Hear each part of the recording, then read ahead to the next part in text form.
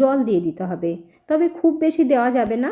Paste করার জন্য যতটুকু জলের প্রয়োজন হবে ততটুকুই দেবেন। এখন আমরা ভালোভাবে পেস্ট করে নেব। পেস্ট করা হয়ে গেছে, আর ছেঁকে নেওয়ার জন্য এখানে আমি একটা কিচেন টাওয়াল নিয়েছি, আর দেখুন এর মধ্যে ঢেলে দেব।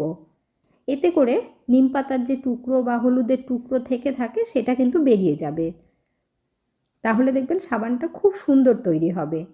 সেই জন্য অবশ্যই ছেঁকে নেবেন। এখানে দেখুন বন্ধুরা কালারটা কতটা সুন্দর হয়েছে।